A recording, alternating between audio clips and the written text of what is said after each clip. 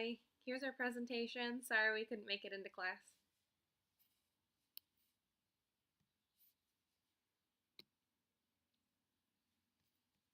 I have to move that up. I guess it's going to be right there. Okay. So many proteins work together in DNA replication and repair. The relationship between structure and function is manifest in the double helix. Watson and Crick noted that the specific base pairing suggested a possible copying mechanism for genetic material. Since the two strands of DNA are complementary, each strand acts as a template for building a new strand in replication. So the parent molecule becomes two daughter molecules. The parent molecule unwinds and two new daughter strands are built based on base pairing rules.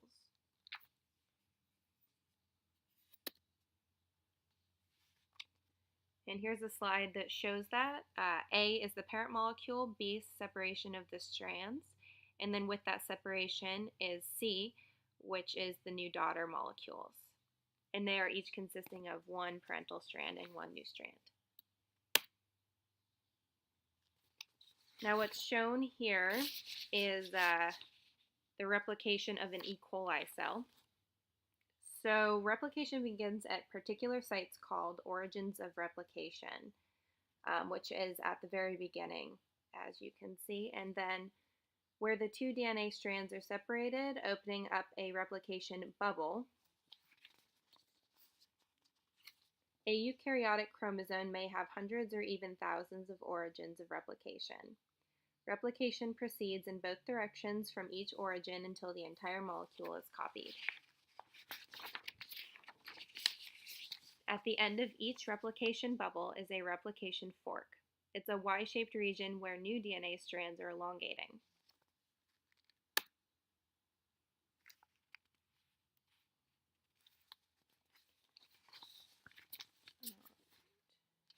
So here we see helicases, which are enzymes that untwist the double helix at the replication fork. Single-strand binding proteins. These guys bind to and stabilize single-stranded DNA during the replication process. Topoisomerases, which corrects overwinding ahead of replication forks by breaking, swiveling, and rejoining DNA strands. The initial nucleotide strand is a short RNA primer. An enzyme called primase can start the RNA chain from scratch and adds RNA nucleotides one at a time using the parental DNA as a template. DNA polymerases cannot initiate synthesis of a polynucleotide. They can only add nucleotides to the 3' end. The primer is short, 5 to 10 nucleotides long, and the 3' end serves as a starting point for the new DNA strand.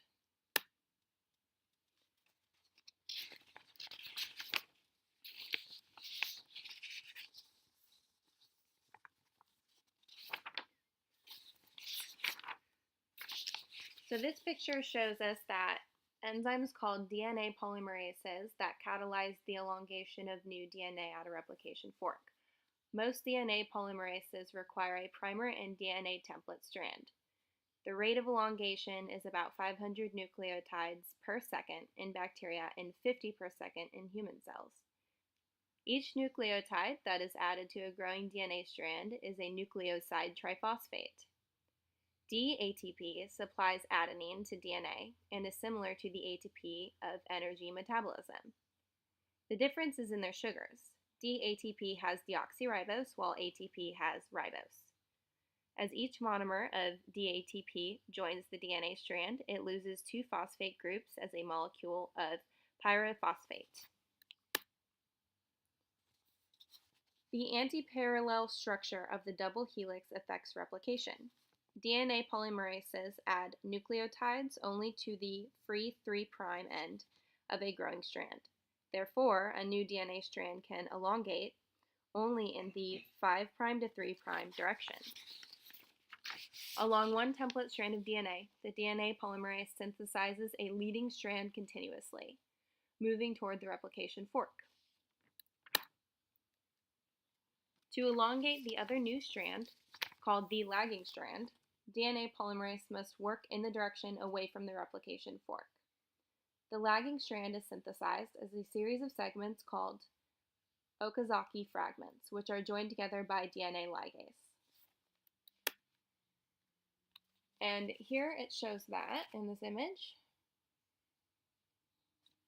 We can see the template strand, the DNA, or the RNA primer for fragment, RNA primer for fragment 2, and the Okazaki fragment. And then over to the right, you can see the leading strand, lagging strand, origin of replication, and the overall directions of the replication.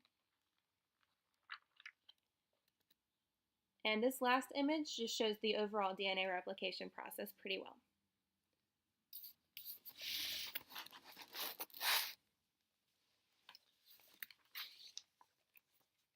Alright. Chromatin is a complex of DNA and protein which is found in the nucleus of eukaryotic cells and the nucleoid of bacteria cells.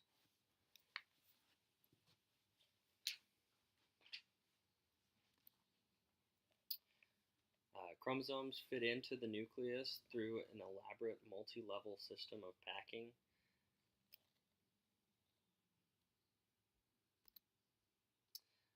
Here in this picture you can see basically how DNA is packed into chromatin and chromosomes eventually. DNA in a double helix is wrapped around histones, which are packed together to form nucleosomes.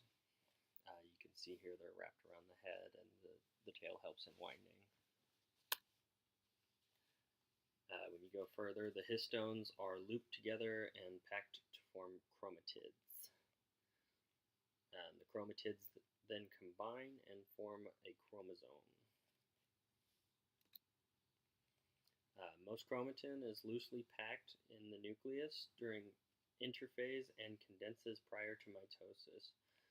So how chromatin looks depends on the phase of replication that the cell happens to be in. Loosely packed chromatin is called euchromatin, while condensed it is called heterochromatin.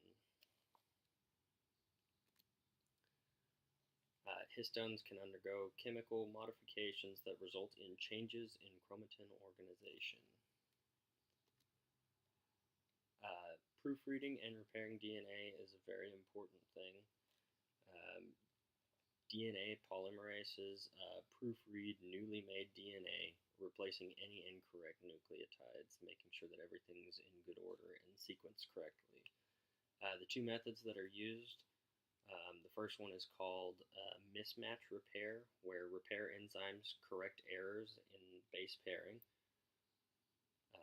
Nucleotide excision repair is where a nuclease cuts out and replaces damaged stretches of DNA. So you can see in the graphic there that it's actually taking out something that's wrong and replacing it with something that's correct. The evolutionary significance of altered DNA nucleotides. When proofreading is not accurate, the result can be permanent and passed on to the next generation. This forms what is known as a mutation, which is the source of the genetic variation upon which natural selection operates. So when you get a mutation, it can either be beneficial or disadvantageous to the actual organism.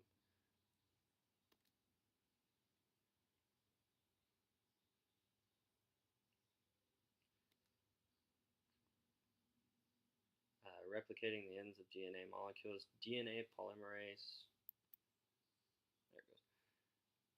usually has no way of completing the 5' ends of DNA, so repeated rounds of replication can produce shorter DNA molecules with uneven ends in eukaryotes. This is typically not a problem, however, in prokaryotes that have circular chromosomes, because it just keeps going around and you don't have to worry about completing the ends. But you can see right here that in the graphic that after replication, the 5' has no, the 5' end has no end to it, so you end up with a longer lagging strand and a shorter leading strand.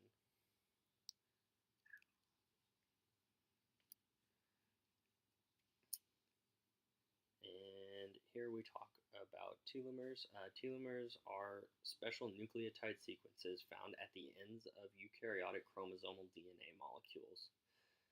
These guys do help, but they do not prevent the shortening of DNA.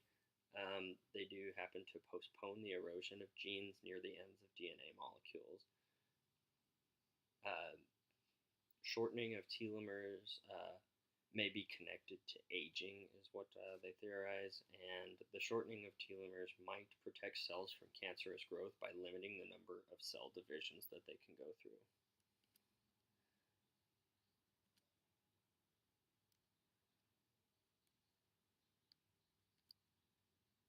And that's it. Thank you.